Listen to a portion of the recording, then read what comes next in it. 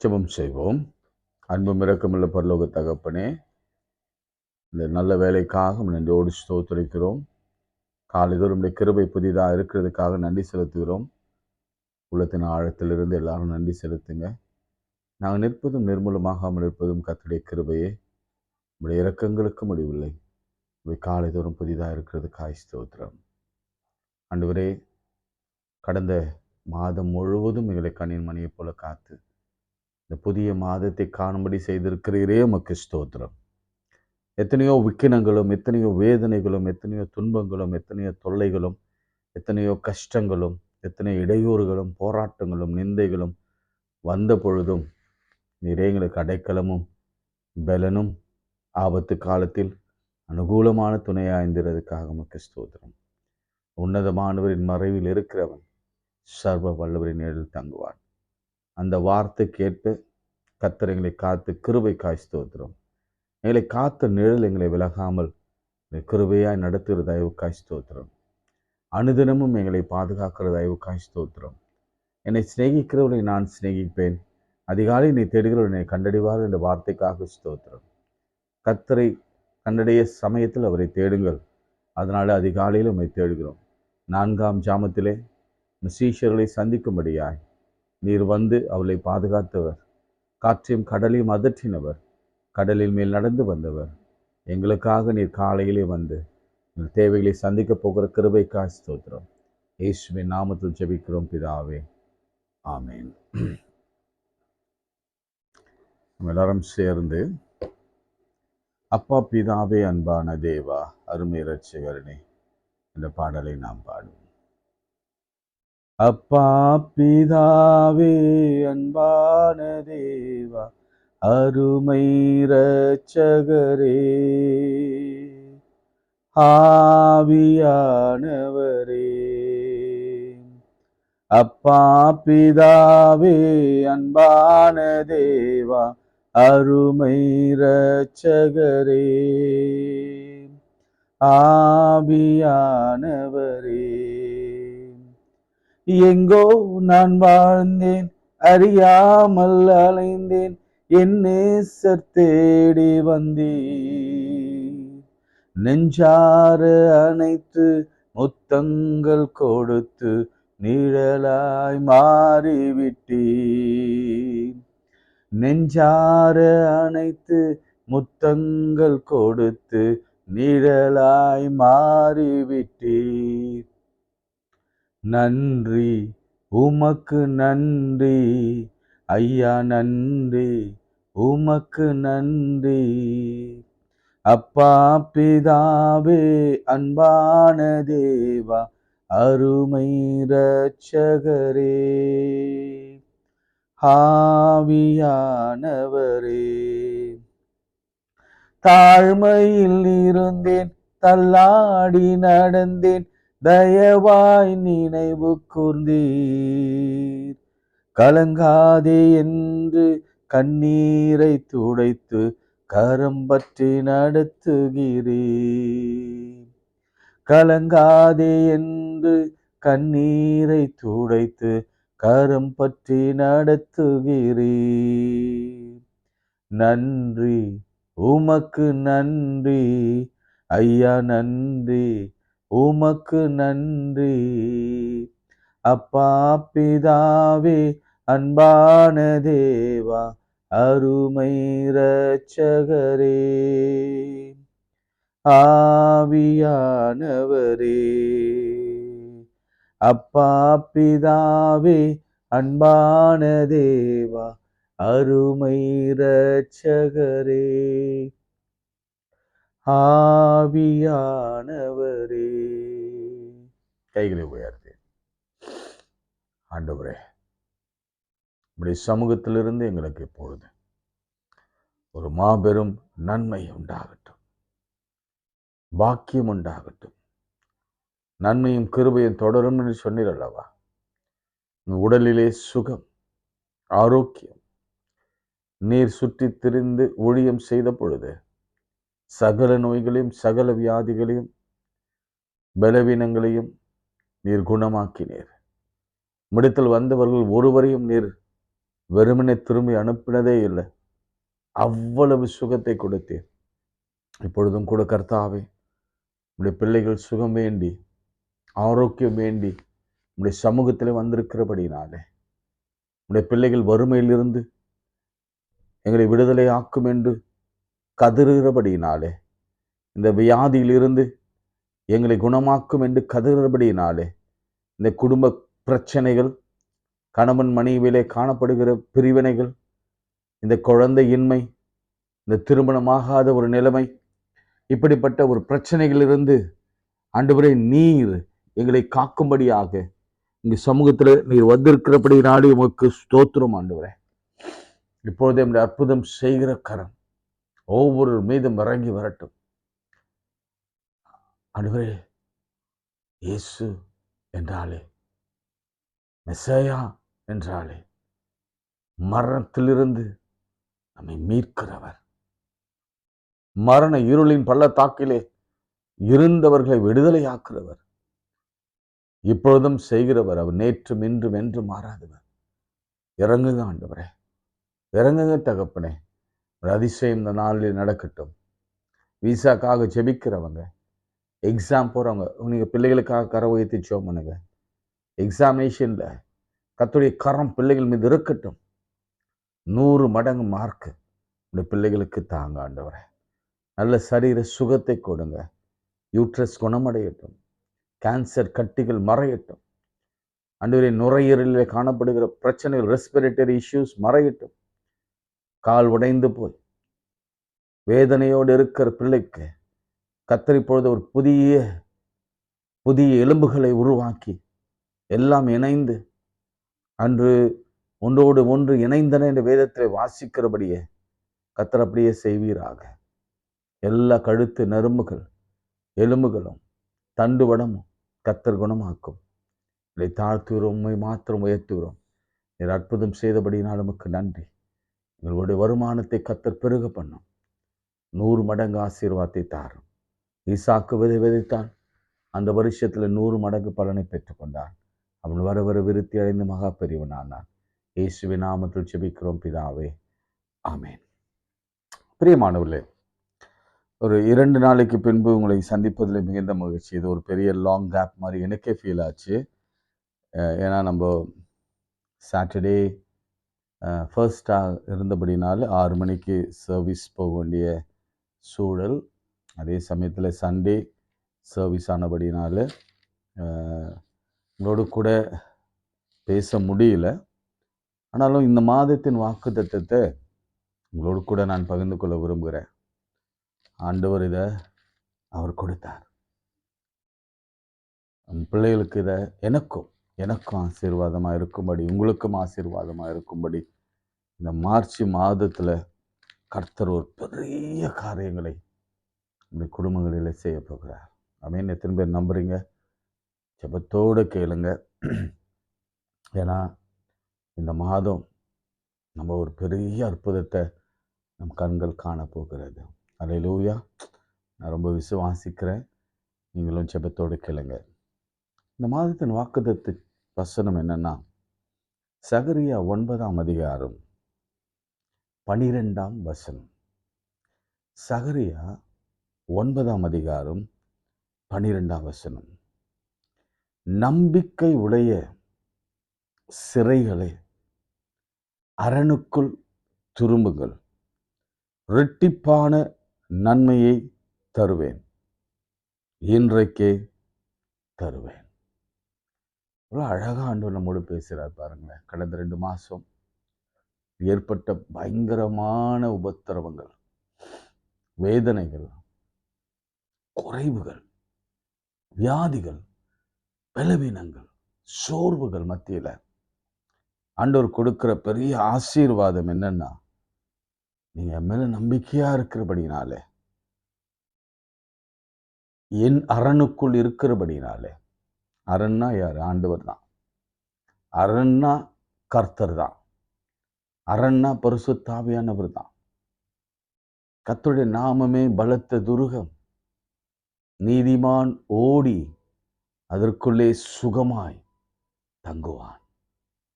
இந்த வார்த்தை உங்களுக்கு வந்திருக்கு. இந்த வார்த்தை உங்களுக்கு ப்ராமிஸா இந்த வருஷம் வந்திருக்கு. திரும்ப ஆண்டவர் இதை நினைவுபடுத்துகிறார். எவ்வளவு பேர் சிறையில் இருக்கீங்க? சிறையின் அனுபவத்தோடு இருக்கிறீங்க. எத்தனை வருஷம் சிறையில் இருக்கிறீங்க? சிறை என்பது ஒருவேளை வியாதியா இருக்கலாம், அடக்குமுறையாக இருக்கலாம், குடும்பத்திலே பிரிவினைகள் சண்டைகளாக இருக்கலாம், கணவன் மனைவி அவர்களுக்கிடையே இருக்கிற உறவு மோதல்களாக இருக்கலாம், அல்லது கேன்சராக இருக்கலாம். ஏதோ ஒரு காரியம் நம்மை சிறைப்பிடித்து வைத்திருக்கிறது. அந்த சிறைகளுக்கு ஆண்டவர் சொல்லுகிறார், ஹலோ சிறைகளே, வாங்க, அரணுக்குள் வாங்க. Come to the fortress. எங்குள்ள வாங்க, இரட்டிப்பான நன்மை உங்களுக்கு தருவேன். ஒன்றும் இல்லை, 2. நீங்க இழந்ததெல்லாம் நான் உங்களுக்கு திரும்ப தருவேன். என்னைக்கு தருவேன்? இன்றைக்கு தருவேன். இந்த மாதம் தருவேன். இதை விளங்கிக் கொள்ள வேண்டும் என்று சொன்னால் நம்ம ஆதியாகமும் 32ஆம் அதிகாரத்தை நாம் கொஞ்சம் திருப்பி கொள்ளலாம். ஆதியாகமும் 32ஆம் அதிகாரம் 10ஆம் வசனம். Genesis chapter 33 verse 10. அடியனுக்கு தேவரீர் காண்பித்த எல்லா தயவுக்கும் எல்லா சத்தியத்திற்கும் நான் எவ்வளவேனும் பாத்திரன் அல்ல. நான் கோலும் கையுமாய் இந்த யோர்தானை கடந்து போனேன். இப்பொழுது 2 பரிவாரங்கள் உடையவனானேன். ஆமென் சொல்லுங்க. 2 பரிவாரங்கள் உடையவனானேன். அவன் பயந்து வியாகுலப்பட்டு ஆண்டவர் சமூகத்துல அவன் ஜெபித்த பொழுது ஆண்டவர் அவனுக்கு ஒரு பெரிய பிளெஸ்ஸிங் வாக்குத்தத்தத்தை கொடுத்தார். எப்பொழுது? ஆரம்பத்துல அவன் வெறும் கோலும் கையுமாய் வனாந்தரத்தில் இது படுத்திருந்த பொழுது, பெத்தேல் என்னும் இடத்தை அவன் பெயரிட்ட பொழுது, வானத்திலிருந்து ஒரு வாசல், அந்த வாசலிலிருந்து ஏணி வைக்கப்பட்டிருந்தது. அல்ல தேவதூதல் ஏறுவதும் இறங்குவதுமாய் கண்டு அங்கே தேவன் நின்று அவனுக்கு சொன்னார், நீ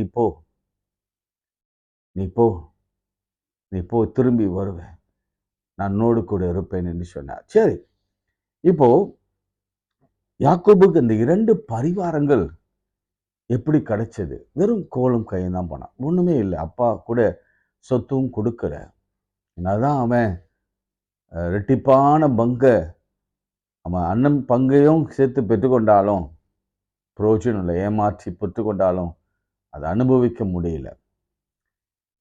7 ஆண்டுகள் ஒரு பெண்ணுக்காக, மற்றொரு பெண்ணுக்காக 7 ஆண்டுகள், 2 பேருக்காக 14 ஆண்டுகள் உழைத்தான். அதன் பிறகு அவன் உழைத்தான், ஒரு பிரயோஜனம் இல்லை. இன்னைக்கு நம்ம நிறைய உழைக்கிறோம், சம்பாதிக்கிறோம், ஆனாலும் நமக்கு சேர்த்து வைத்து சந்தோஷமா இருக்க இன்னும் தேவைகள் தான் பெருகி கொண்டிருக்கிறது. குறைவு தான் பெருகி கொண்டிருக்கிறது. கடன் தான் பெருகி கொண்டிருக்கிறது. வருமானம் குறைந்து கொண்டிருக்கிறது. சில பேர் வேலை இழப்புகளில் இருந்து கொண்டிருக்கிறீங்க. இப்படிப்பட்ட சூழ்நிலையில் அவன் 14 இயர்ஸ் அவன் தான் 2 மனைவிக்காக அவன் வேலை பார்த்தான். ஆனா அடுத்த ஆண்டவரிடத்தில் அவன் ஜெபித்தான். ஜெபித்த பொழுது அடுத்த 6 ஆண்டுகள் அவன் தன்னுடைய பொருளாதாரத்திற்காக அவன் உழைக்க கர்த்தர் அவன் மேல கிருபையா இருந்தார். அந்த 14 இயர்ஸ் அவனால ஒரு காசும் சேர்த்து வைக்க முடியல, சம்பாதிக்க முடியல. இந்த 2 பரிவாரங்கள் எப்போது வந்ததுன்னா 6 ஆண்டுகளிலே வந்தது. அவன் மந்தை பெருகினது. உங்களுக்கு அந்த விஷயம்லாம் தெரியும். அவனுடைய மந்தையை கர்த்தர் எப்படி பெருக பண்ணினார் என்பதெல்லாம் உங்களுக்கு தெரியும். ஆனா அந்த 6 மாதங்களில 6 வருடங்களில் மன்னிக்கவும் 10 முறை மாமா சம்பளத்தை ஏமாற்றினான். அவன் ஏறும் பொழுதெல்லாம் அவனை சறுக்கி விட பண்ணினான். அவன் வாழ்க்கையிலே, அவன் பொருளாதாரத்திலே சீரழிந்து போகணும், இவன் வளர்ந்து விடக்கூடாது, இவன் வளர்ந்தானா நம்மளை மதிக்க மாட்டான் என்ற ஒரு நிலையில அவனை கீழேயே வைத்திருந்தான். ஆனாலும் கர்த்தர் பாருங்க, அவனை 6 வருடங்களே உயர்த்தினார். அப்பொழுதெல்லாம் உயர்த்தி விட்டு அவன் திரும்ப வருகிற பொழுதுதான் இந்த வார்த்தையை சொல்லுகிறான், வெறும் கோலும் கையுமாய் நான் யோர்தானை கடந்து போனேன், இன்றைக்கு 2 பரிவாரங்களோடு கூட நான் வந்திருக்கிறேன் என்று சொன்னார். பிரியமானவர்களே, இன்றைக்கு ஆண்டவர் உங்களையும் என்னையும் பார்த்து கொடுக்கிற அந்த தேவ வார்த்தை இதுதான். இதுவரைக்கும் எவ்வளவு கடினமாக உழைத்த சம்பாதித்தோம், வேலை செய்தோம், ஒன்றும் இல்லை, ஒரு மந்தையின் பெருக்கம் இல்லை, ஆசீர்வாதம் இல்லை, ஒரு குண்டுமணி அளவு நகை இல்லை, வீடு வாங்க முடியல, கடனை அடைக்க முடியல, பிரச்சனையோடு கூட வாழ்ந்து கொண்டிருக்கிறோம். மார்ச் மாதம் ஆண்டவர் சொல்லுகிறார், நான் யாக்கோபின் ஆசீர்வதித்தது போல இரட்டிப்பாய் உங்களை நான் ஆசீர்வதிக்க போகிறேன். ஆமென். இன்னும் பாருங்க, 6 மாதங்களில கர்த்தர் பெரிய காரியங்களை செய்ய போகிறார். பொருளாதாரத்தில், பிசிக்கலி, ஸ்பிரிச்சுவலி கர்த்தர் பெரிய காரியங்களை செய்ய போகிறார். யோபு 42ஆம் அதிகாரம், யோபு 42ஆம் அதிகாரம் 10ஆம் வசனம். யோபு தன் சிநேகிதருக்காக வேண்டுதல் செய்த போது கர்த்தர் அவன் சிறை இருப்பை மாற்றினார். யோபுவுக்கு முன்னிருந்த எல்லாவற்றையும் பார்க்கிலும் 2 தனையாய் கர்த்தர் அவனுக்கு தந்தருளினார். யோபுவின் முன்னிலைமை பார்க்கிலும் அவனுடைய பின்னிலைமை ஆசீர்வதித்தார். அதுக்கப்புறம் 7 குமாரரும் 3 குமாரத்திகள் அவனுக்கு பிறந்தார்கள். அந்த குமாரர்கள் அந்த தேசத்தில் மிகவும் அழகுள்ளவர்களாய் இருந்தார்கள். யோபு நெடுநாளாய் வாழ்ந்து 4 தலைமுறை பிள்ளைகளின் பிள்ளைகளை, தன் பிள்ளைகளின் பிள்ளைகளுடைய பிள்ளைகளை கண்டானாம். இந்த மாதம் அப்பேற்பட்ட ஆசீர்வாதங்களுக்கு வருகிறது. ஏன்னா நீங்க சிறையிருப்பு, கர்த்தர் நம்முடைய சிறையிருப்பை மாற்றி, யோபுக்கு இருந்த நிலைமெல்லாம் உங்களுக்கு தெரியும், எல்லாத்தையும் இழந்து போனான். பிள்ளைகளை, ஆஸ்திய, வீட்டை, சரீரத்தை எல்லாவற்றையும் இழந்து போய் வியாதியில ஓட்டை வைத்து சுரண்டி கொள்கிற அளவுக்கு மனைவியின் அன்பை இழந்து போனான். பேர்பட்டவனுக்கு ஆண்டவர் செய்த காரியம் என்ன தெரியுமா? 2 தனியான ஆசீர்வாதம் இன்னைக்கு உங்களுக்கு வரப்போகிறது. அதே போல இன்னொரு வசனத்தை சொல்லி நான் ஜெபிக்கிறேன். ஏசாயா 61ஆம் அதிகாரம்,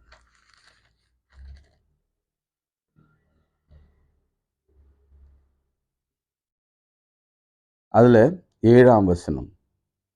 உங்கள் வெட்கத்துக்கு பதிலாக 2 தனியான பலன் வரும். இங்க ஒரு சிறையிருப்பை நம்ம பார்க்கிறோம். இங்க சிறையிருப்புக்கு ஆண்டவர் சொல்லுகிற காரியம், 1ஆம் வசனத்தை நீங்க வாசினா உங்களுக்கு தெரியும். கர்த்தராகிய தேவனுடைய ஆவியானவர் என்மேல் இருக்கிறார், சிறுமைப்பட்டவனுக்கு சுவிசேஷத்தை அறிவிக்க கர்த்தர் என்னை அபிஷேகம் பண்ணினார், இருதயம் நொறுங்குண்டவர்களுக்கு காயம் கட்டுதலையும், சிறைப்பட்டவர்களுக்கு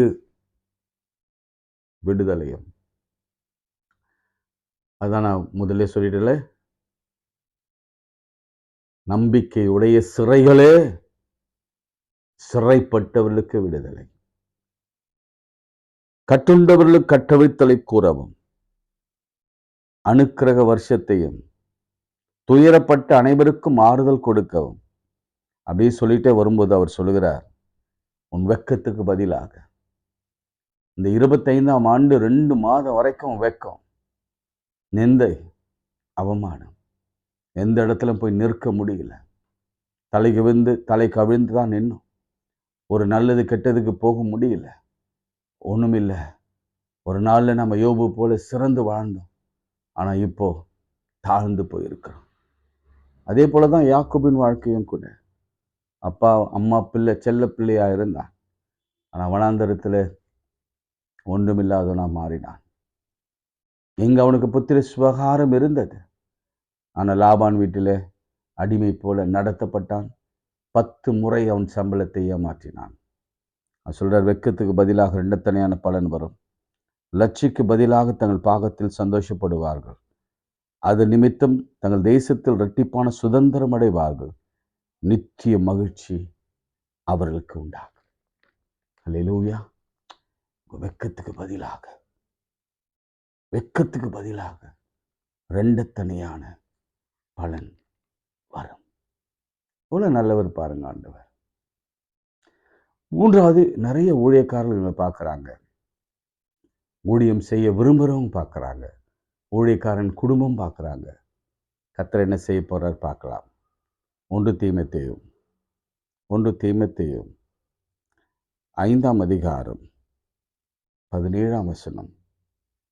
நன்றாய் விசாரணை செய்கிற மூப்பர்களை, விசேஷமாக திருவசனத்திலும் உபதேசத்திலும் பிரயாசப்படுகிறவர்களை இரட்டிப்பான கனத்திற்கு பாத்திரவாக எண்ண வேண்டும். இரட்டிப்பான கணம் அப்படின்னா என்ன தெரியல உங்களுக்கு? மீனிங் புரியுதா? இரட்டிப்பான கணம், ஒரு அந்தஸ்து, ஒரு மதிப்புக்குரியவங்க, போற்றுதலுக்குரியவங்க, வணக்கத்திற்குரியவங்களாக கர்த்தர் ஊழியக்காரர்களை மாற்றுவார். அல்லேலூயா. இந்த மாசம் பாருங்க, பெரிய அதிசயங்கள் காத்திருக்கிறது.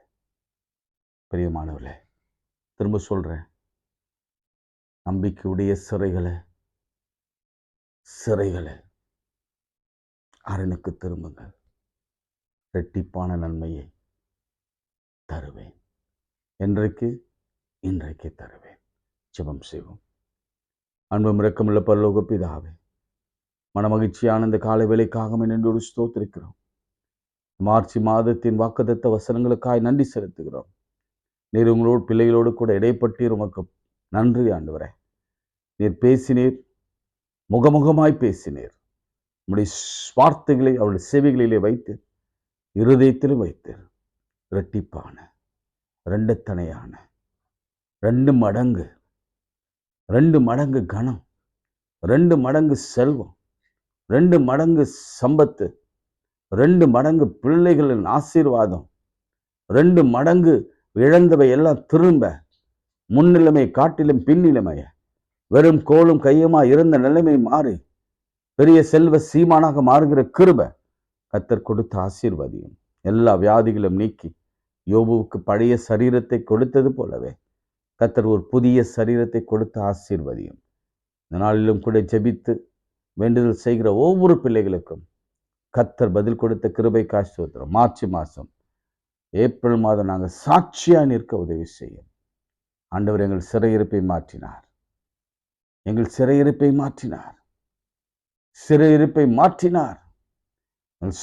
மாற்றினார் என்று சொல்லி நாங்கள் பாடல் பாட கர்த்தர் உதவி செய்யும். இயேசுவின் நாமத்தில் பிதாவே, ஆமென். நமது ஆண்டவராகிய இயேசு கிறிஸ்துவின் கிருபை, பிதாவாகிய தேவனுடைய அன்பு, பரிசுத்த ஆவியின் ஐக்கியம் நம் அனைவரோடும் இன்னும் சதாக்கள் நிலைத்திருப்பதாக.